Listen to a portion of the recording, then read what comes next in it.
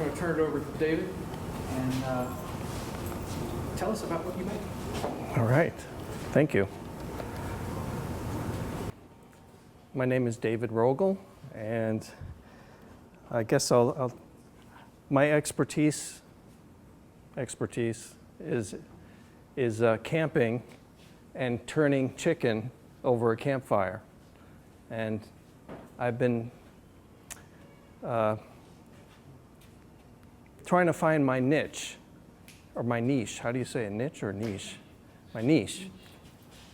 And I'm going to describe a little bit of my progress. Can you all hear me okay? Yeah. Speak up just a little bit.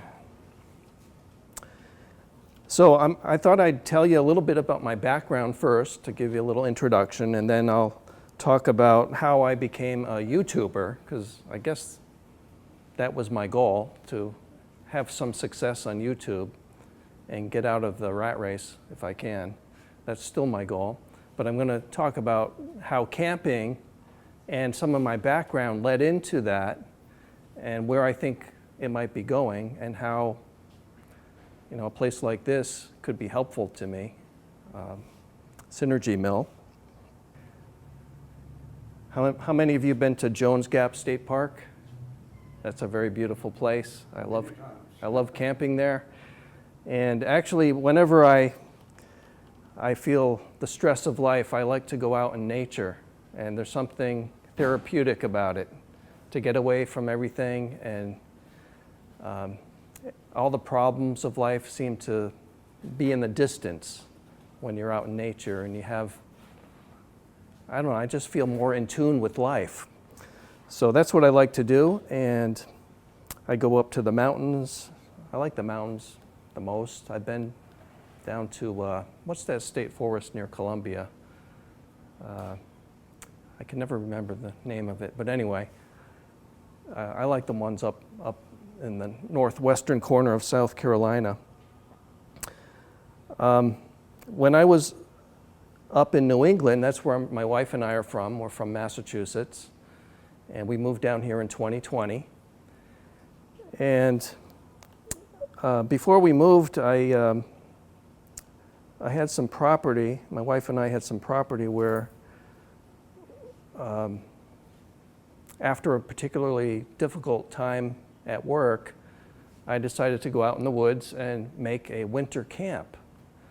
And I just wanted to show you that. It's a cold winter morning. Very cold, below 0 Celsius, a lot below. And there's my winter camp. Fire's going. You can see the snow. This is the door. Isn't that nice and cozy? And there's the wood stove right there. See? That's a bed warmer. It's not too high, just put it on. It's just a soapstone. I warm that up, and then I put it down here. Put my feet on there to keep my toes warm.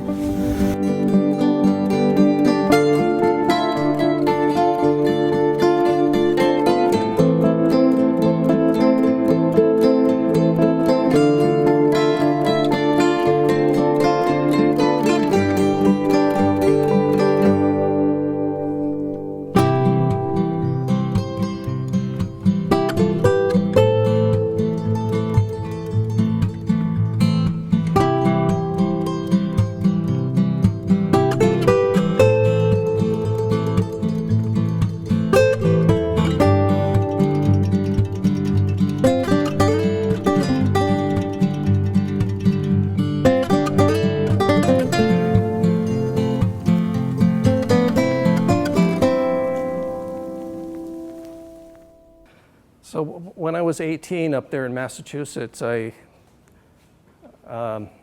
decided to go in the military.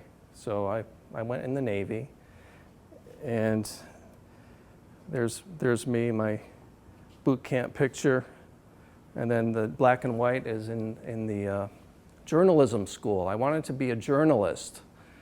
So they trained me in photography and written journalism, but they assigned me to a broadcast station in Sicily, and that's really where I gained all my video skills. And those video skills have stayed with me all these years. I'm 56, I think. You know, it changes every year. It's hard to... Yeah, it does. So, yeah, I maintain those skills because it always interested me. And Sicily was a base that supplied the Sixth Fleet in the Mediterranean Sea. And so they would fly helicopters usually out to the ships with supplies. And I lived in a town like that on the right. I think that might be the town that I lived in. And there were a lot of American family members there, and everyone speaks Italian around there except for the Americans. You know, we only speak English, right? So we had our own TV station for the Americans, the wives and children. And my job was to go around the base and create news stories for the American community there. There's me. I was anchoring a broadcast there at 6 o'clock one night. While I was there, I met this chief petty officer. His name is Chief Manny, we called him. Any guess what nationality he looks like he might be? No guess? Not even going to guess? Turkish. Turkish? Not Japanese, not Turkish. He's Filipino. Oh, okay. And I was surprised to learn from him that he wasn't an American citizen. And here he is, a chief petty officer in the Navy. And I was, 19 at the time, and I asked him, how is that possible? And I guess we had an arrangement with the Philippines that if they served in the U.S. military for 20 years, they would get the full retirement and, I guess, American citizenship. But he wanted to go back to the Philippines because you could live very well on retirement from the Navy. So then one day I went to a market. My neighbors invited me out to a market. I said, okay, I'll go. And I was walking around, and I heard somebody speak to me in English. And I turned around, and I was surprised that it was another Filipino. And this time it was a woman about my mother's age, and she taught me a couple phrases. And for some reason, I don't know why, I remembered them, because I know, in Spanish, how are you is ¿cómo está, right? Well, in Filipino, it's ¿cómo está? So that was easy. And then to say I'm fine, it's mabuti naman. And for some reason, I remembered that. That's going to come into play, okay? That's not totally irrelevant. When I got out of the Navy, eventually I landed a job at this telecommunications company. I won't mention the name. It starts with a V. But so I worked for 20 years in telecom up in Massachusetts. And in that building with no windows, it's basically a big data center. And it was in a cubicle, just working on circuits, making the backbone of the internet. So I had a technological capability. I used the GI Bill and went to college, and this company paid for after college, continuing education. There's me inside the data center. It looks really dated to me now. That was quite a while ago, and that's where I got my graduate degree from a seminary. I was always interested in spiritual things, So I have a lot of interests, don't I? Now that I think of it. And there's me at my cubicle, or my cell, as I like to call it. There's the, I don't know if you know where the Philippines is, but it's over near China. And it used to be a Spanish colony for like 300 years until the Spanish-American War and the United States freed them from Spanish colonialism. And then we kind of made them our colony, and we actually fought against them and killed about 200,000 Filipinos, mostly not directly, but because of disease and famines. Here's a typical street in the Philippines. Maybe it looks like parts of India.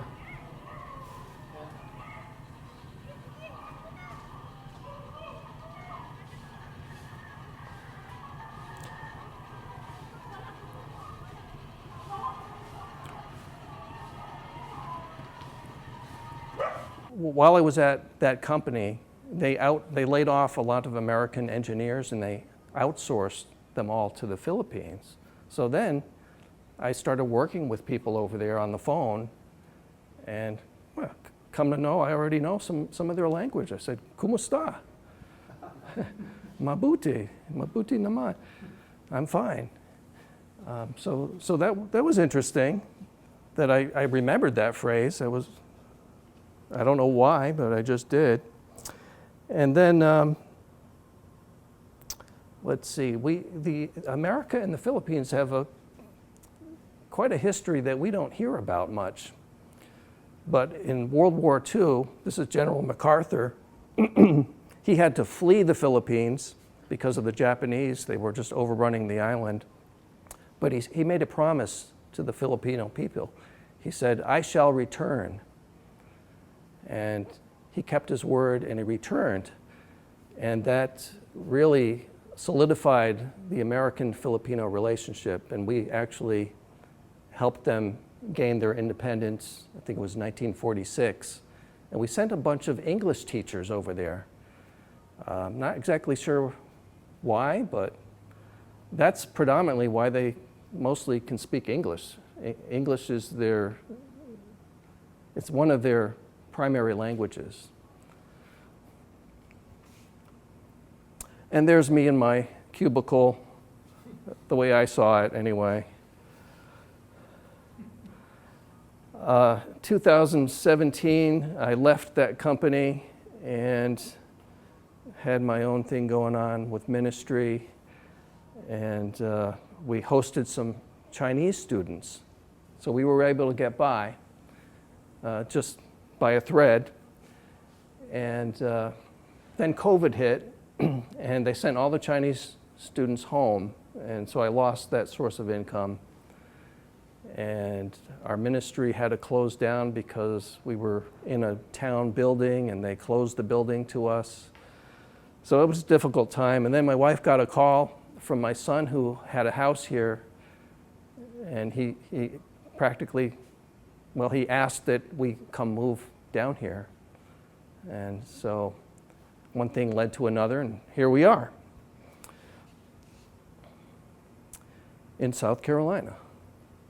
You know where that is, right? Happy place something? What's the name of it? I haven't been there yet. Happy something? Pretty place. It's called Pretty Pretty Place. Pretty place, okay. I recognized it on the source of free pictures, but didn't know the name. Pexels.com. They have free pictures you can use. One of my first camping experiences was making pizza. I had a few before then, but there's a place in the Philippines called Shakey's, and I happened to work with this woman on the phone. Her name is Shaky, and I asked her, "Well, how'd you get your name?" "My parents met at Shakey's." Okay. Unfortunately, she passed away. I guess she got COVID. She died during the COVID time, so she's no longer with us. but I dedicated that pizza video to her, which I planned to do this in the daytime, but it ended up I ran out of time. Wow, I don't know.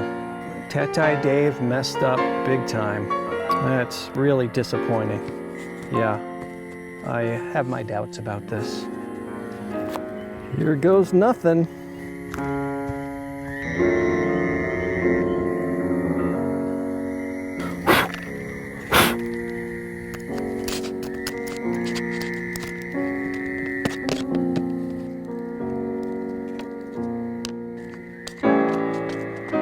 So here's what I was able to salvage.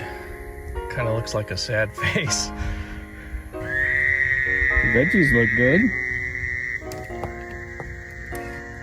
I think it's ready.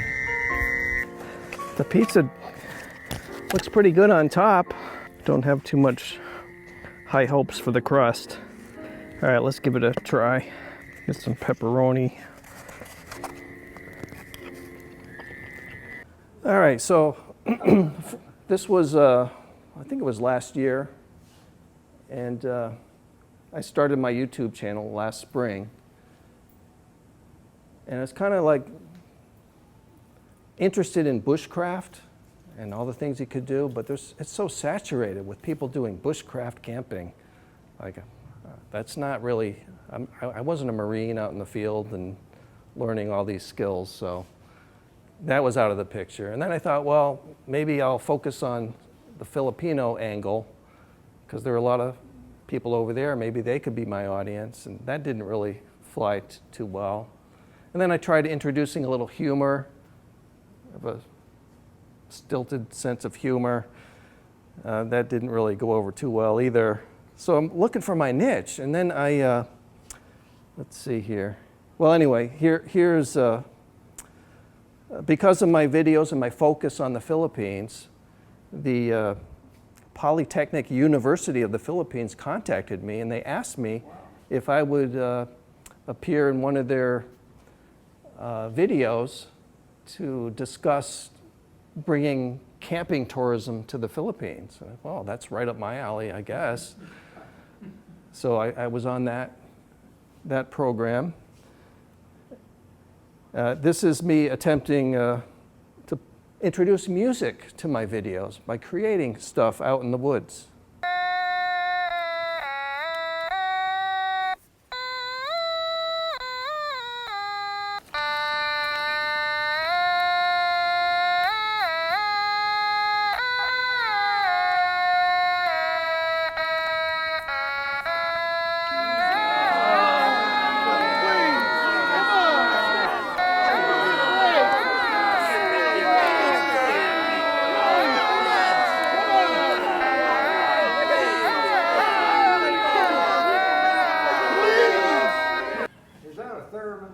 It's called an automaton. It's a Japanese instrument for kids. So that didn't go over well. I don't know why. And then I thought, well, maybe if I introduce some of my video editing skills and some of creativity, maybe that'll work. Let's go on a hog hunt. Yeah! Kakain ako ng lechon baboy mamaya. Shh.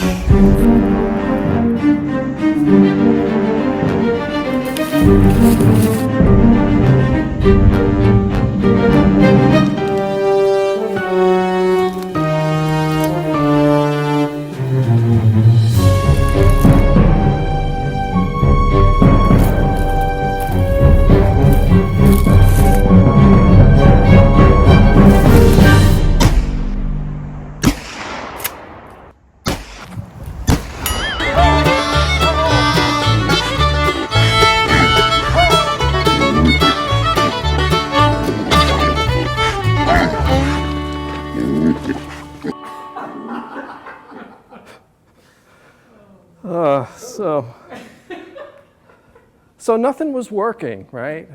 How am I going to gain subscribers? And then I watched a video by these two guys. The guy on the left here is Felix Immler. He's Swiss, And he makes a lot of videos about how to use the Swiss Army knife. He's really quite an expert. And that was his assistant. And they made this swinging pendulum escapement. An escapement is an early mechanism to control clocks. So I tried to copy what he did, and you know, I don't like to be away from my wife too long. She doesn't really like camping that much, so I usually only have one night. So there I am out in the woods trying to collect all this stuff and put it all together, and I always ran out of time. So that didn't work. But then I thought, well, what if I make this at home? And what if I made it so I could put it together easily and take it apart easily? It'd be transportable. What could I use? And I thought, well, maybe I could use some electrical conduit. You know, it's not that expensive. A 10-foot piece is about $10. And then I found a company right here in Anderson, actually, that makes connectors. So you can have all these kinds of projects that you can use with electrical conduit. It's called MakerPipe. And this is where things took off. This one poorly shot video got 14 million views, and it instantly monetized me. And I'll warn you, the quality isn't that great. So it's a mystery, you know. I put all that effort into the hog hunt one. That didn't really fly, but this one. This whole contraption was invented by Leonardo da Vinci in the 1400s, and it all starts at the other end, actually, where there is, if you follow this rope, it goes to the spit through a bicycle. It's looped around that bicycle wheel. It goes up the tree to a pulley down to a gallon of water. There's constant tension on that rope, and that tension spins the wheel and in turn spins the spit. And over here on this is called an escapement. It's an early mechanism for clocks. And at the end of the arm, there's a rope tied with a rock at the end. What that does is delay the drop of the gallon of water. 14 million views. I don't know why. And I borrowed the idea from Felix Immler in Switzerland. His video was way more awesome, but mine got more views, so I don't understand why, but I'm glad. And I had all kinds of comments. What was it? 11,797 comments. I'll just read some of them. Ingenious and stupid at the same time. Your wife will never ask you to make dinner again. Guy is doing physics while camping. He's Leonardo da Camper. I'm going to make one right now. I know I have about 500 unfinished projects going on, but this just can't wait another second. Man is trying to automate camping. You could grow a chicken from an egg in the time it takes to make this.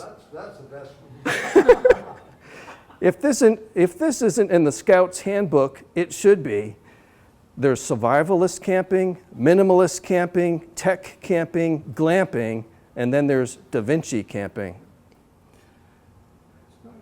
When an engineer gets hungry. That's one of the coolest things I've seen in a while. Roast chicken and automatic watches is not something I thought could be combined. My joy is immeasurably, and my day is saved. Home buyer. Does the home come with at least an acre of land? I have a spit. The work of a true genius that had to work with the technology of his time, which was pretty much nothing compared to what we have now. Truly remarkable. Instructions unclear. I created a time machine. This is actually ingenious. It's a basic illustration of how mechanical clocks work. All it takes is the passage of time to turn the spit. Bro casually built a medieval clock. Escapements are so fun to watch. I wish I could just watch a 1-hour version. Nice work. This is awesome. I'd never in a million lifetimes need to use this, But really cool mechanism. A simpler time. Thanks for posting. That's a fascinating look back to a better time. Dude, this is one of the most interesting things I've seen in a while. Human ingenuity really knows no bounds. And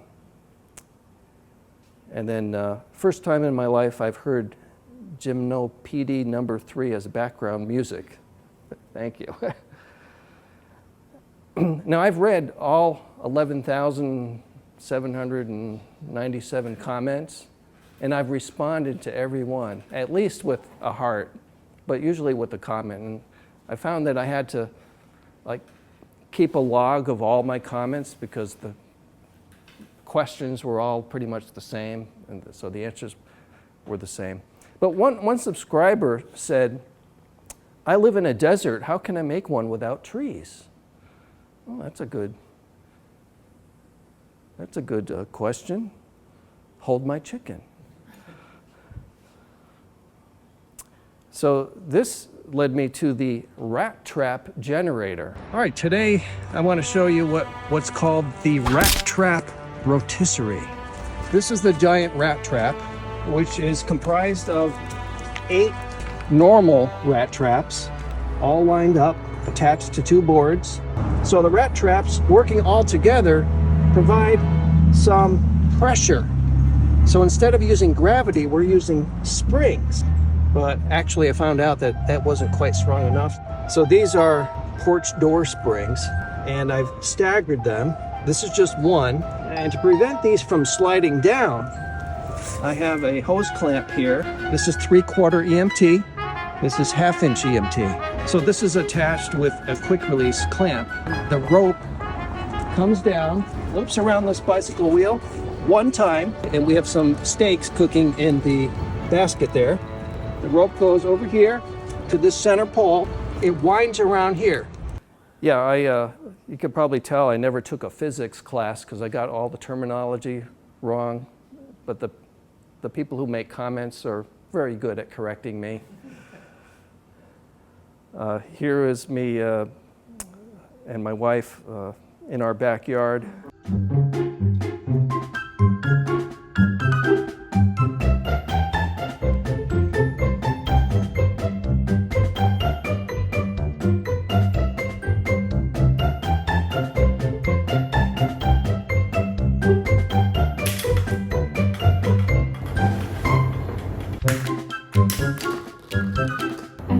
The HOA is looking at our backyard. What? Really?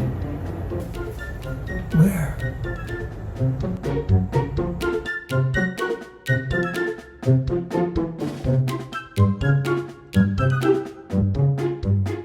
Oh, you mean the guy in the suit? Yeah. Wait, close the blinds.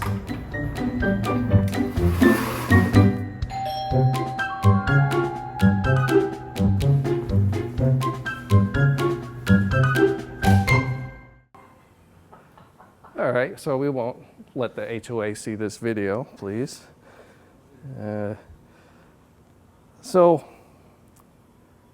Here's one more. I was making when that rat trap power generator hits the ground, I have to reset it, right? So I wanted to be alarmed when that happened. So I made this kind of a bushcraft alarm.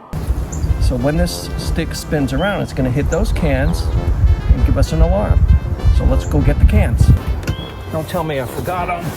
Well, that's pretty disappointing, but I guess I'll just have some water for now. Oh, wait a minute. Ben, you want to drink some water and help me? Nah, I'm good.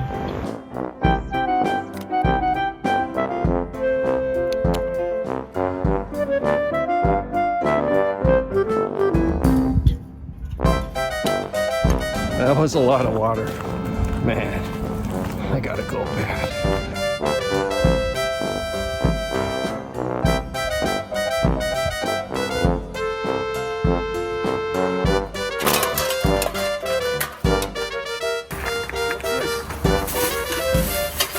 Oh man! Oh, come on! Yeah, I found the cans. They were in the front seat.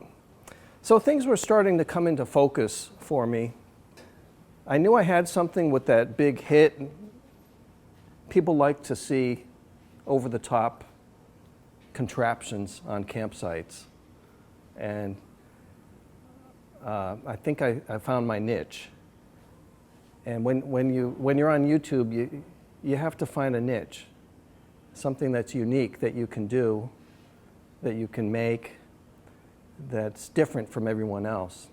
Instead of trying to copy what other people do. I mean, there's some copying going on, but so my niche seems to be making these contraptions for the campsite. Right now it's escapements. I'm kind of fascinated by escapements, how they work. I wish I did take a physics class. This is a drawing by Galileo. His son actually drew it because Galileo was blind at this time in his life. He was older, and he described it to his son, who drew it. That's the actual diagram, 1637. And if you saw the first picture, it's the same concept. So I borrowed his escapement idea to go camping again. And this part isn't me in the process of making it. All right, we're making some progress. It's not where it needs to be, but at least it's operational somewhat.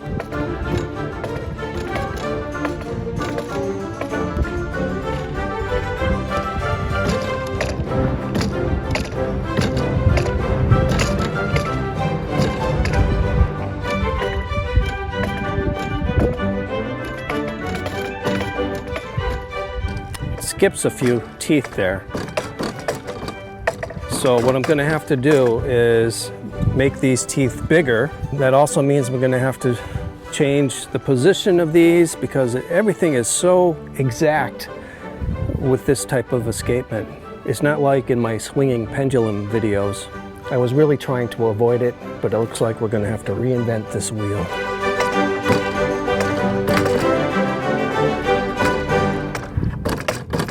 You could see that a lot of teeth were being skipped there.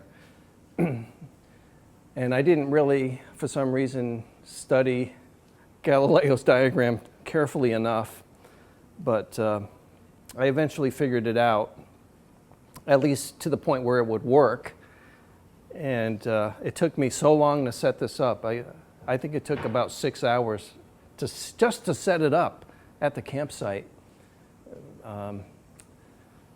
So I cooked on the second day.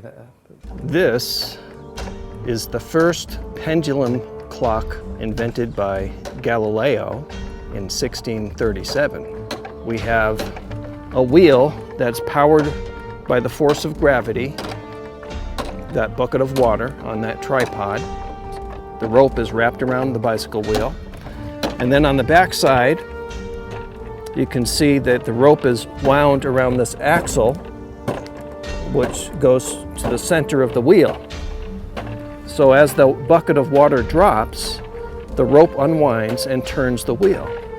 Now, if there was nothing to stop the wheel, it would just quickly spin and the bucket of water would quickly drop. But this arm here catches each tooth to delay the drop of the water. And the pendulum lifts up on that arm to get it over the tooth.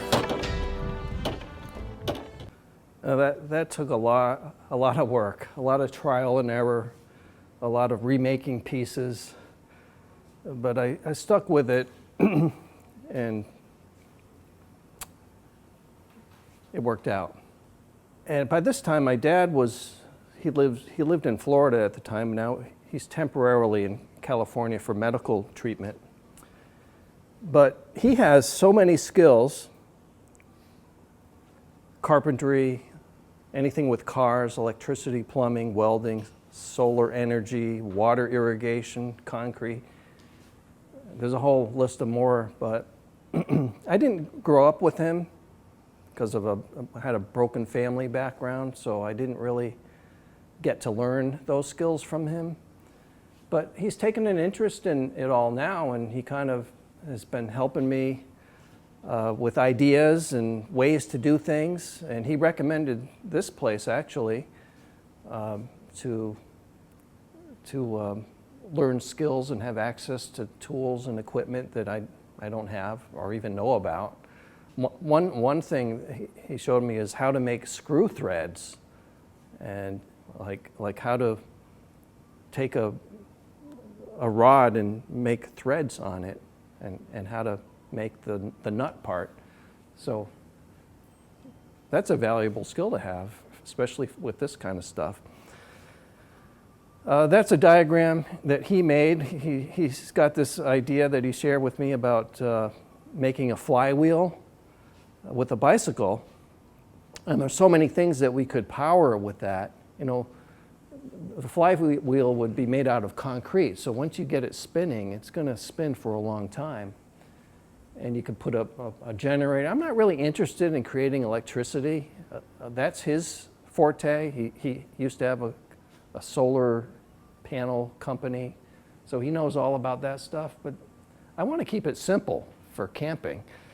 I'm thinking like Gilligan's Island type of stuff, if you know what I'm talking about. Let's see, yeah. So this next idea, this is Hero of Alexandria. He was a Greek engineer, and in 1 AD he invented this sphere that would spin around. There was this pot of water underneath it would feed steam up those two pipes into the sphere, and there'd be these two jets that the steam would come out, and so the sphere would spin around. And I thought, well, maybe I could make that turn a chicken somehow. So he flew in, and we worked on this project together. That's my diagram of how it would work. It would spin around. There'd be a pulley at the top, take the corner here, and then spin the bicycle wheel with the chicken on it. I'm having a lot of problems with it right now. This is a work in progress. But you know, sometimes when you're making things, you get a little discouraged, right? Because you don't know, it's not working out the way you want, and you got to figure things out. And I'm not sure that this is going to have enough torque to turn the spit. Here's a video of him helping me make it. And so we've got something called JB Weld. Yeah. We're going to get a wrench, and what I'm going to do is clean all this up at the top really good, and I'm going to put a bead around it of JB Weld, and then I'm going to screw this down till it's just touching the surface of the sphere, and I'll have a seal that'll make a seal. You want to have a flat part on the stick? Yeah, so that I can apply the stuff like a spatula. I'll put a little bead of this. I guess it's going to be gray when it's done, so they're equal. I'm just going to use this to lock it in place and seal it by putting it on the threads. Give it 4 hours, it'll be a really nice tight fitting. We'll slowly tighten it up. So that was just for the water input. We put the water through there, and there was a rod. I don't know if you saw it, but we JB welded a rod onto that sphere. And my big problem now is the rod keeps falling off. The JB weld is not strong enough. I don't know how to weld. I'm waiting for Joey to have the welding class so I can take it here, because that would be a great skill to have. Never thought I'd be interested in welding, but I think it'd be a nice skill to have. And here we got it actually to spin. You can hear it, but you can't see it. Do you have any popcorn?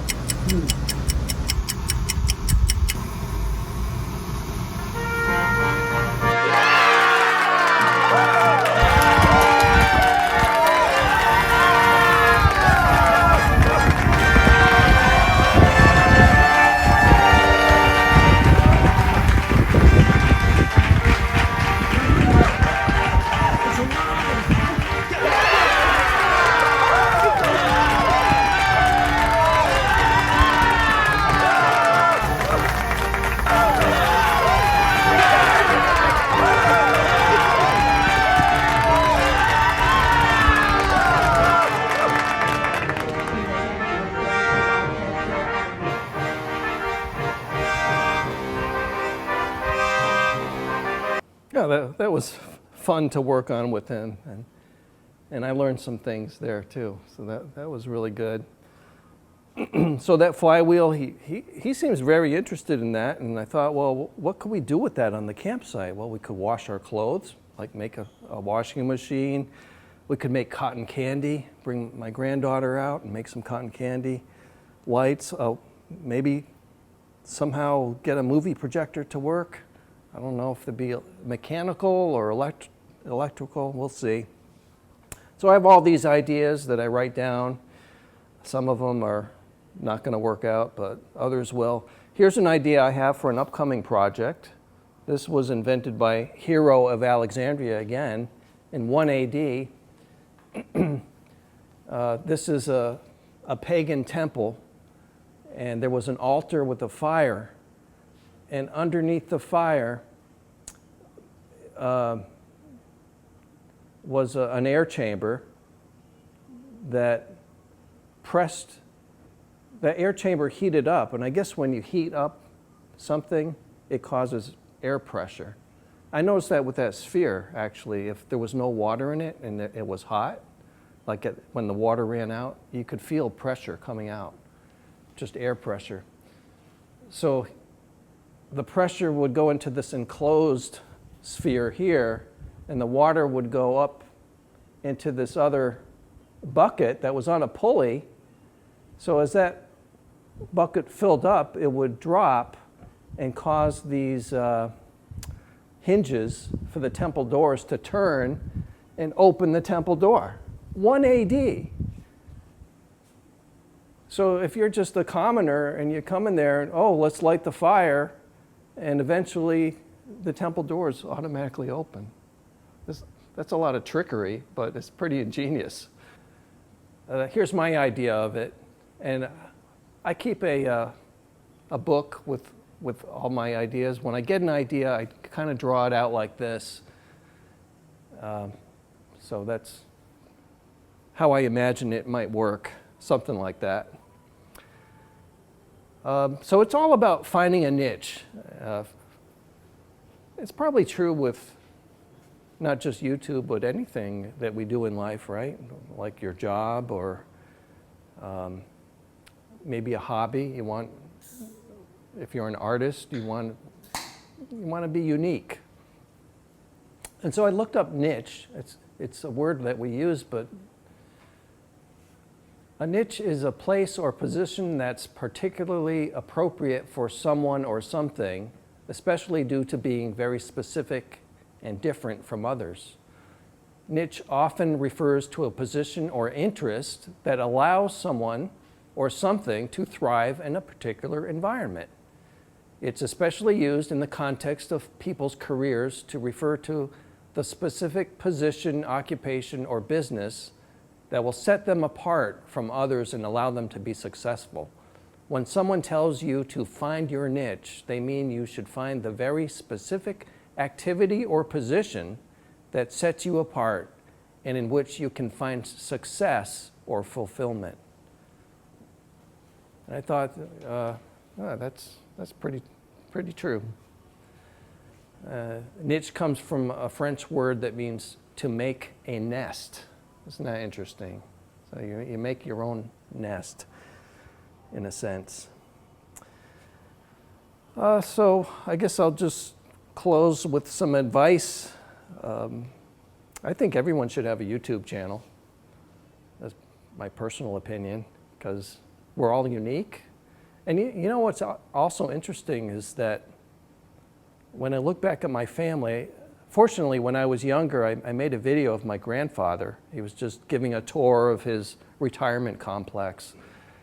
And it's interesting to have that sense of his personality preserved on video to go back and look at. And I'm finding that as I look at that and as I get more into YouTube, and I'm constantly watching myself, and you have to get over that self-consciousness, but I see some connections between, there's something about my DNA that's similar to my grandfather's and my father's and my children. I have 2 sons. So there's something there. I can't really explain it, but it's interesting to, I think it helps you to get to know yourself a little bit better. And maybe it'll be helpful for the next generations too, to be able to see that. So start a YouTube channel, then make stuff. You guys are already making stuff, I'm sure. Videotape yourself making stuff, and don't be afraid to express your personality. Keep a journal of all your ideas, and this is an interesting consumer versus producer mentality. I think most of us are brought up and trained in school or by society to be consumers, right? We want to be entertained, we want to be served at the restaurant, we want to have a car, a nice house. But when there's a difference between that and being a producer, and it's not something that's really encouraged in our culture for some reason. We're encouraged to be consumers, not producers. And I know you all are probably more on the producer side because you're here, you're probably making stuff. So that's great. And try till you die is something that I learned. That's a phrase that the Filipinos had that I remembered from years ago. Encouragement and frustration.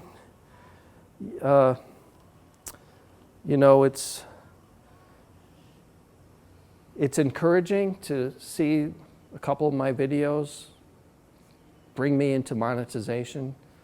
I have a long way to go to be able to make a living at it, but it's something, it's a start. And it's encouraging to have like an audience that interacts with me. It's rewarding when my projects work. It's like a sense of accomplishment, but it's also frustrating when they don't work. And right now with that hero sphere, I'm going through a discouraging part.